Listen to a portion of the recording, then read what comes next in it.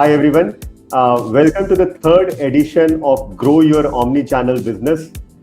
Today we will be talking a little more about WhatsApp. WhatsApp is actually as a medium. We all know that WhatsApp has upwards of 600 million active people. WhatsApp has very deep penetration in India.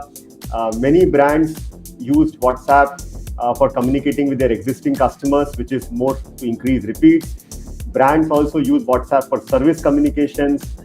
We have seen that last 6 months to 12 months, brands have started using WhatsApp as a source of customer acquisition as well, primarily for click to WhatsApp, which is a new tool, click to WhatsApp ads, which is a new tool which Meta rolled out. So I have with me Aniket, who is the founder of LimeChat. I've personally known Aniket for close to 2+ years now. I've had great interactions with him. He is, for me, the subject matter expert of anything WhatsApp in India and also outside India. It's always fun meeting him, interacting with him. So welcoming Aniket. Aniket, maybe you can have a quick talk about what you do and what LimeChat does. Awesome, great to meet you, Anshok, and always excited to talk to you. So I'm the founder of LimeChat. LimeChat works with around 300 plus mid-market and large e-commerce brands to help them leverage WhatsApp, right? And we help brands with delivering both a great experience, support experience, as well as a great marketing ROAS through WhatsApp. We started just before the pandemic around 2020, so it's been almost 4 to 5 years now, working with brands as an advisor to help them with their marketing, help them build those support experiences, and then scale those brands. So we work with brands like Snitch in apparel, Snitch, Aditya Birla Fashions, and so on in apparel. We work with Mama Earth, Wow Skin Science, and Kapiva, Wellbeing Nutrition in the personal care and wellness space.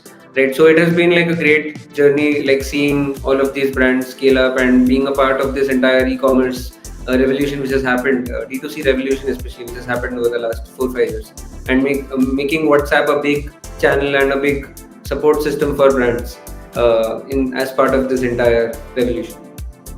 Absolutely, Aniket. In fact, today when I interact with brands, I typically tell them that, look, there are 3 big channels.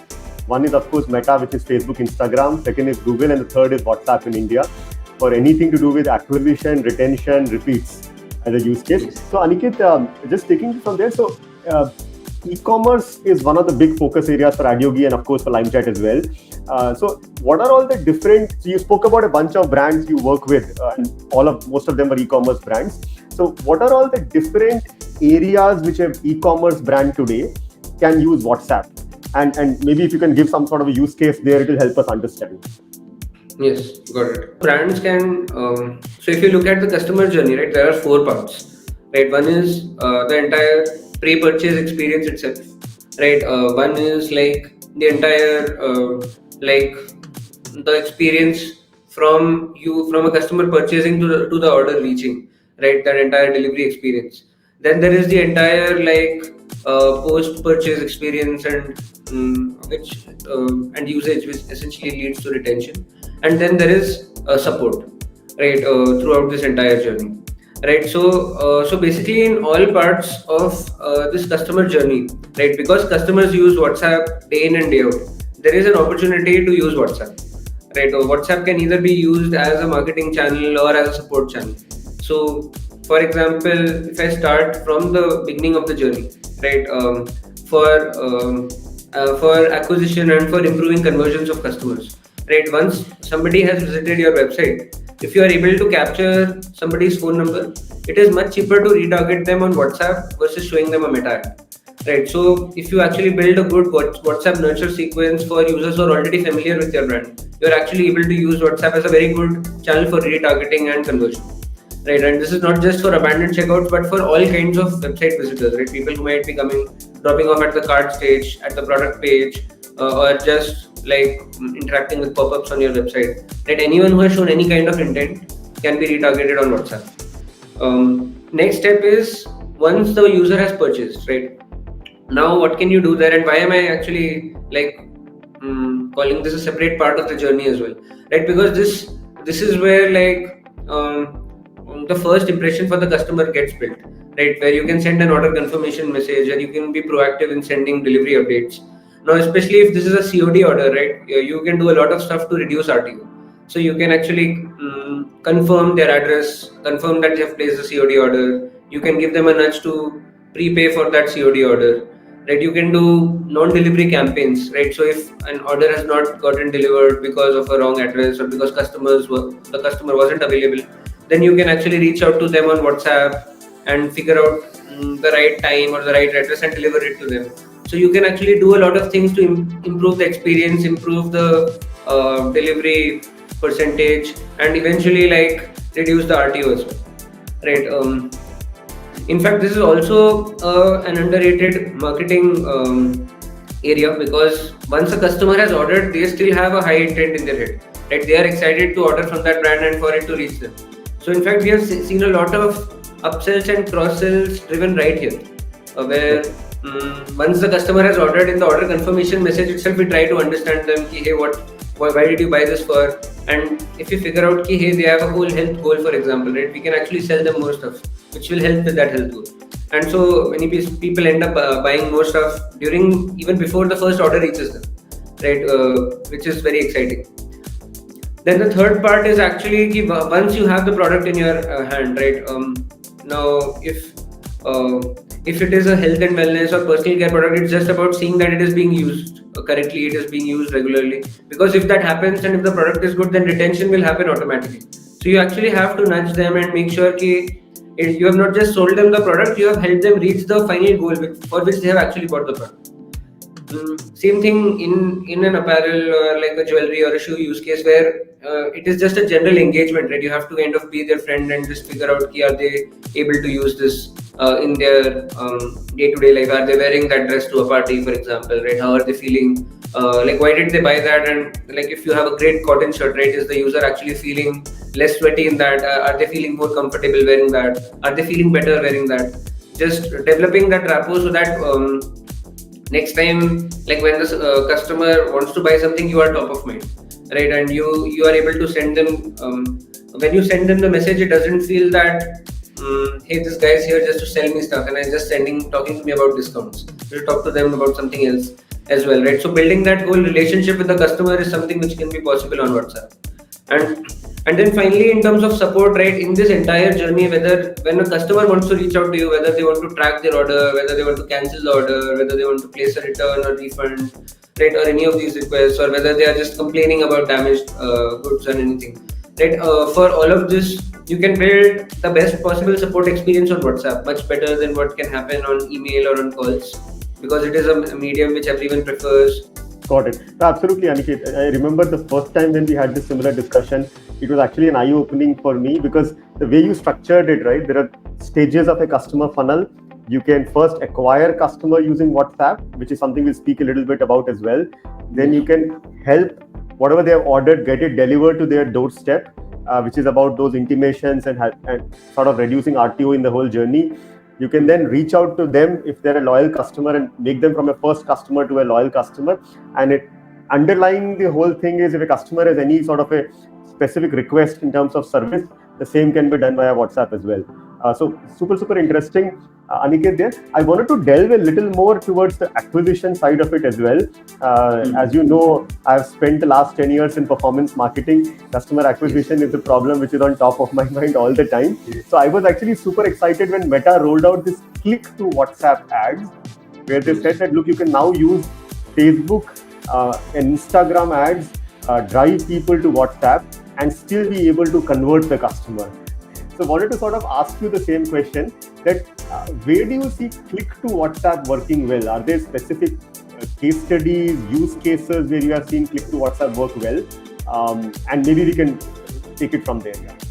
Yeah, absolutely. So right now, since click to WhatsApp ads got launched probably a year back, since then we would have done like 25-30 deep experiments very easily, I would say. And we have seen some clear patterns where it works and it doesn't work, right? It is definitely not going to be like a general pill which anybody can take and suddenly their cash is going to reduce. It is absolutely not like that. And even when it works, there is a lot of effort and thought which needs to be put in the same way, the way you design your ads and the website journey after that. Right? That same thought has to go here. So the main idea of click to WhatsApp ads is you show an ad, and instead of taking someone to a website, you take them to a WhatsApp experience. Right? So first of all, if this is a user who has never heard about your brand, right, and this is the first ad he's seeing about you, if you take that person to a WhatsApp, it is not going to work at all, because first of all he needs to understand a little bit about what you stand for and what you are as a brand and what products do you offer and why is it, what is it that is different, right? So first you have to familiarize users about that, and everyone who runs ads knows that it's not rarely it happens that you show someone an ad for the first time and they purchase, right? More than half of the revenue comes actually from retargeting ads. So the best results we have seen for click to WhatsApp is not with the first time ads but with retargeting ads, where people have already visited your website a few times and then you are looking to get them to WhatsApp. Now again, for all kinds of products, retargeting ads for WhatsApp won't work. Right? If you think about it, what is the fundamental difference between WhatsApp and a website? There are two differences.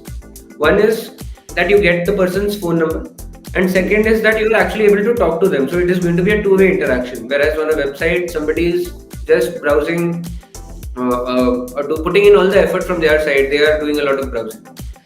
So if you have a use case, let us say if you have like 1,000 t-shirts, right, which you sell on a website, then there is no point bringing that person to WhatsApp, right?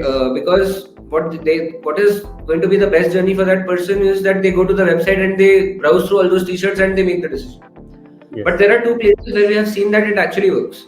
One is in a use case where it is where consultative selling is required.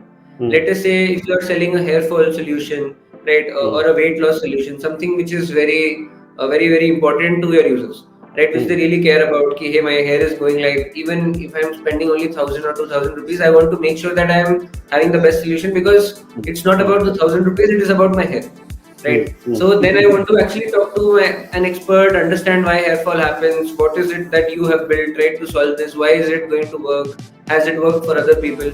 And if someone can come and give me that kind of confidence, right, through an interaction, then it really makes a big difference in terms of me making that buying decision. So that is one use case which works. The second use case also, which we have seen work really well, is for really high ticket items, right? This is for companies selling chairs, selling mattresses, selling jewelry, selling high-end designer clothing, right? Because nobody then spends 30,000 rupees. There are obviously people who go and spend 30,000 rupees directly on a website just by looking at stuff. But a lot of people need confidence before they are able to make that purchase, right? Right? If you are buying a diamond ring online, or if you are buying your bedroom mattress online, right? Then you need a lot of confidence.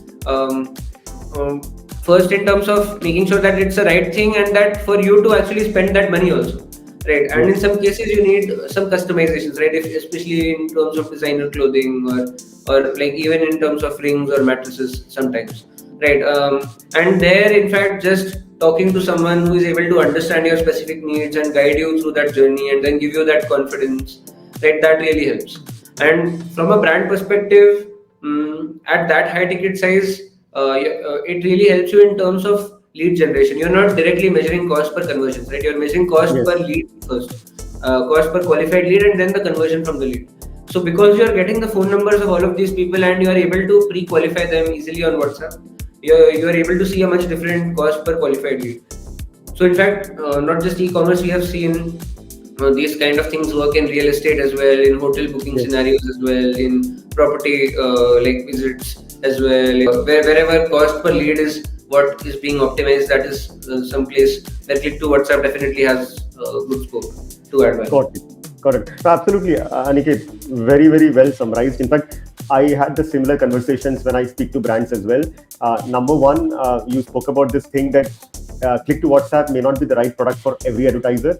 I have spoken the exact same line that if you are selling a t-shirt and it's a run-of-the-mill t-shirt, maybe a nice yellow, brown t-shirt, then you don't need a WhatsApp you are better off taking the people to a Shopify or a BigCommerce website where conversion rates are high. And the very key point which you brought up is there has to be a reason for conversion on WhatsApp to be higher than conversion on website. We also saw, Aniket, for subscriptions, WhatsApp could work really well. India is not a very subscription-friendly market. People are slightly cautious about it. But we had a couple of brands which wanted to get subscriptions, and WhatsApp becomes like a good channel to do that. Of course, any sort of a personalization is better done on WhatsApp than sort of done on the website. So I also wanted to highlight this, maybe ask a follow-on question there. You spoke about the WhatsApp flow needs to be designed properly, just like you will design your website or you will probably take care of your ads. Can you give me one or two examples of what exactly do you mean by a WhatsApp flow and what sort of an effort goes into designing the right WhatsApp flow? And I'll give you an example of what that flow looks like, right? So if somebody clicks on a retargeting ad for, let us say, a personal care brand like Bella Vita, right, where they might be selling under eye cream. So the retargeting ad actually talks about some celebrities who have used that under eye cream and it works. So first, once that person clicks the ad, right, they should see the same image and the value prop on WhatsApp, right?